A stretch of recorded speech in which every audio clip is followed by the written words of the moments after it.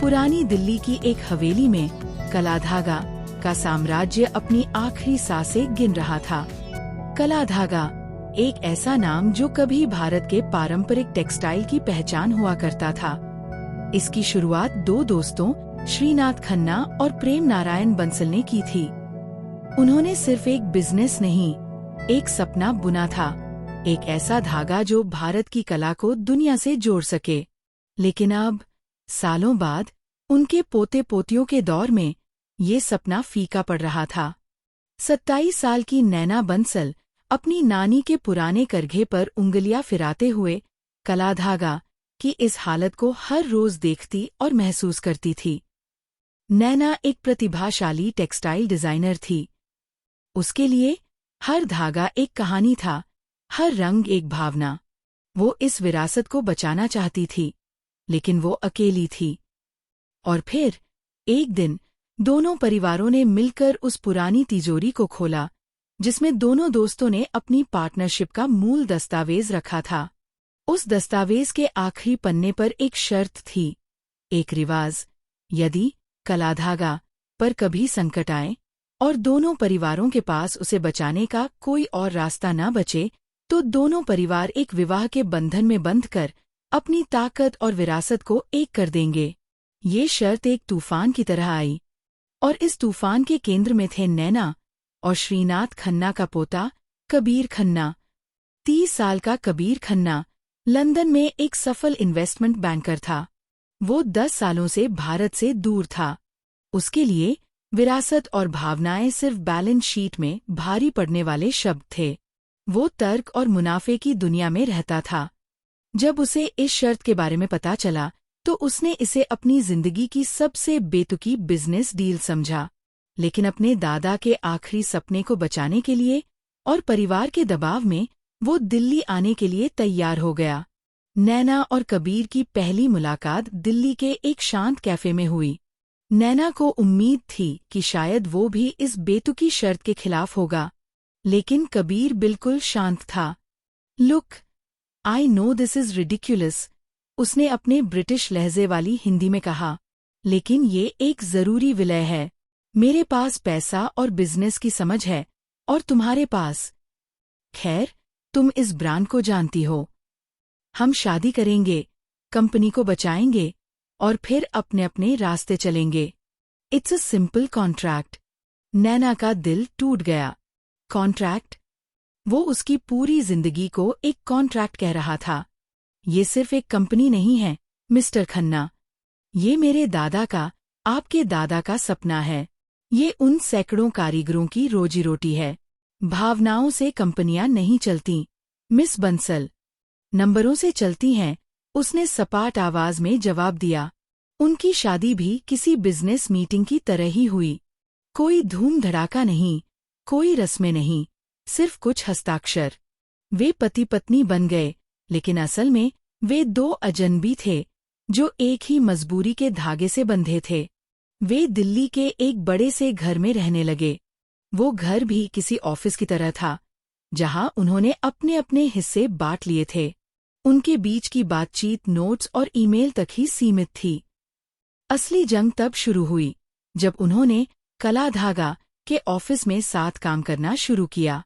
हमें बड़े पैमाने पर उत्पादन करना होगा, कबीर ने पहली ही मीटिंग में कहा। हमें अपनी वेबसाइट बनानी होगी, ऑनलाइन मार्केटिंग करनी होगी, और इन हाथ से बने महंगे प्रोडक्ट्स की जगह मशीन से बने सस्ते प्रोडक्ट्स लाने होंगे। नहीं, नैना ने लगभग चिल्लाते हुए कहा, कलाधागा की पहचान ही उसकी हैंडमेड क्वालिटी है। हम अपने कारीगरों को नहीं छोड़ सकते। हम अपनी आत्मा को नहीं बेच सकते। आत्मा से बिल नहीं भरे जाते। कबीर ने पलटवार किया। उनके झगड़े रोज की बात हो गए। ऑफिस के कर्मचारी परेशान थे। एक तरफ नैना थी, जो कारीगरों के साथ घंटों बैठकर नए डिजाइन बनाती, और दूसरी तरफ कबीर था, जो विदेशी खरीदारों के साथ कॉन्फ्रेंस कॉल पर होता। नैना को लगने लगा था कि उसने अपनी जिंदगी की सबसे बड़ी गलती कर दी है। उसे ये शादी एक पिंजरे की तरह लगने लगी थी। एक दिन जब वो बहुत निराश थी, तो वो ऑफिस से निकलकर उन बस्तियों में चली गई जहां उनके कारीगर रहते थे। वो एक बूढ़े कारीगर रहमान चाचा के घर पहुंची, जो उसके दादा के ज़माने से काम कर रहे थे। वो उन्हें अपने दिल की बात बताने लगी। तभी दरवाजे पर कबीर आ गया। वो शायद उसका पीछा करते हुए वहां आया था। नैना को गुस्सा आया। अब आप यहाँ भी आ गए मेरा पीछा करते हुए? रहमान चाचा ने उसे शांत किया और कबीर को अंदर बुलाया। आओ बेटा, बैठो। उन्होंने कबीर को वो पुरानी तस्वीरें दिखाईं, जब उसके दादा और नैना के दादा साथ में बैठकर इसी करघे पर डिजाइन बनाते थे। उन्होंने उसे बताया कि कैसे एक एक साड़ी को बनाने में हफ्तों लग जाते हैं।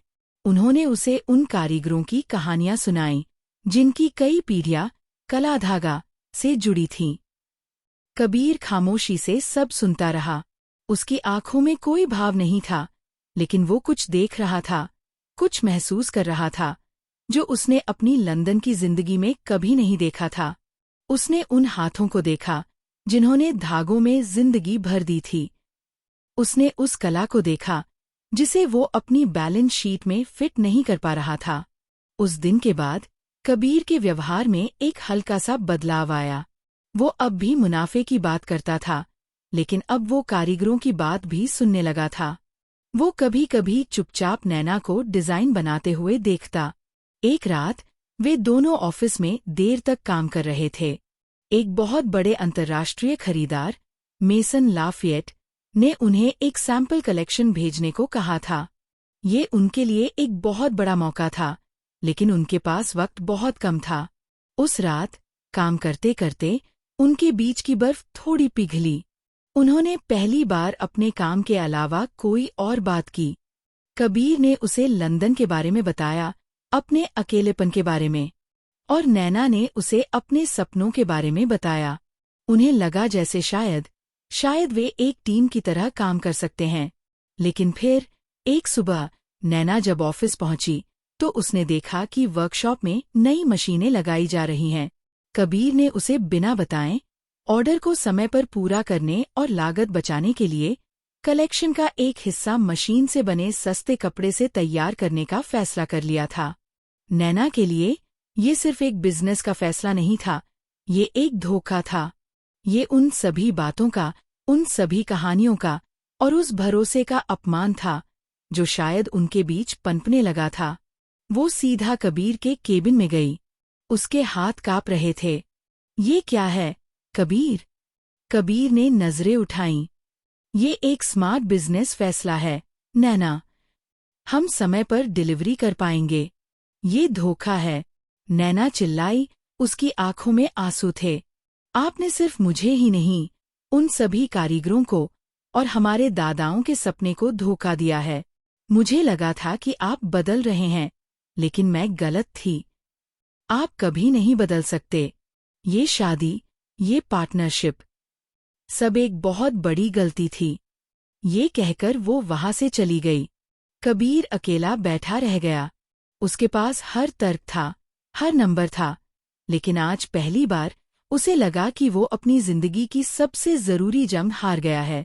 उस लड़ाई के बाद कलाधागा की हवेली में एक बर्फीली खामोशी छा गई। नैना ने खुद को वर्कशॉप के उस हिस्से में कैद कर लिया जहां कारीगर काम करते थे, और कबीर ने खुद को अपने केबिन में।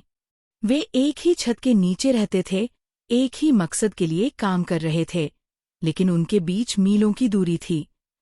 डेडलाइन नजदीक आ रही थी, और उनका सपना बिखरने की कगार पर था।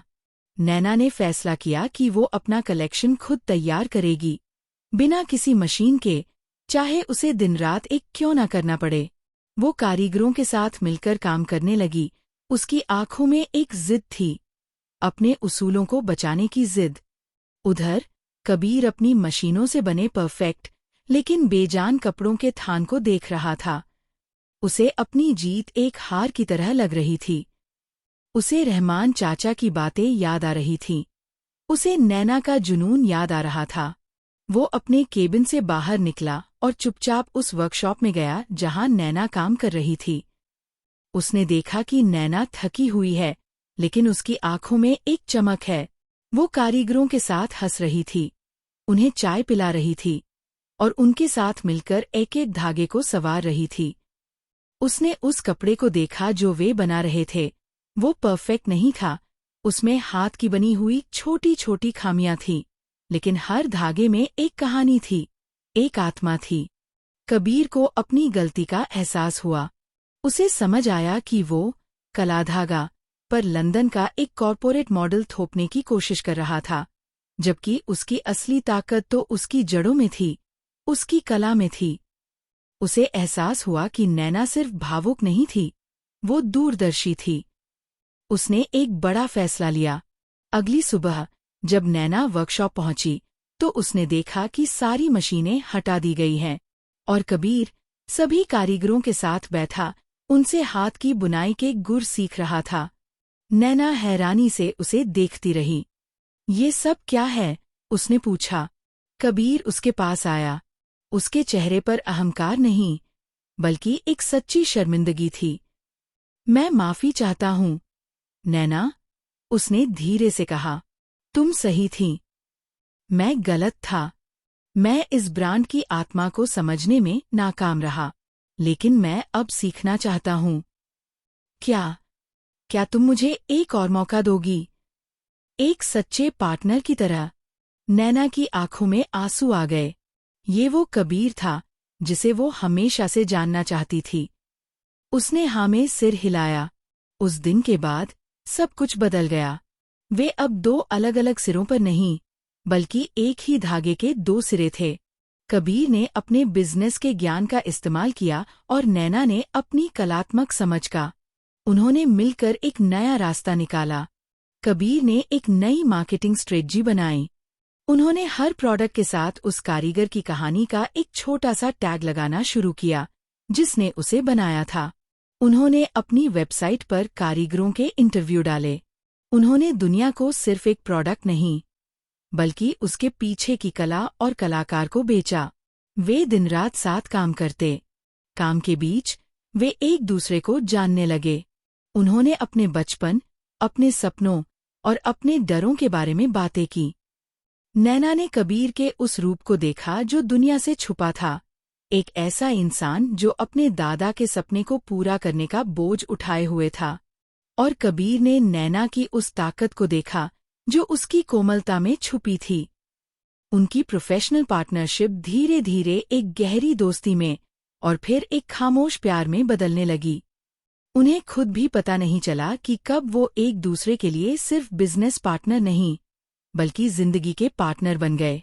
उन्होंने मिलकर उस इंटरनेशनल ऑर्डर को समय पर पूरा किया, और जब खरीदार का जवाब आया तो वो उनकी उम्मीद से कहीं ज्यादा था।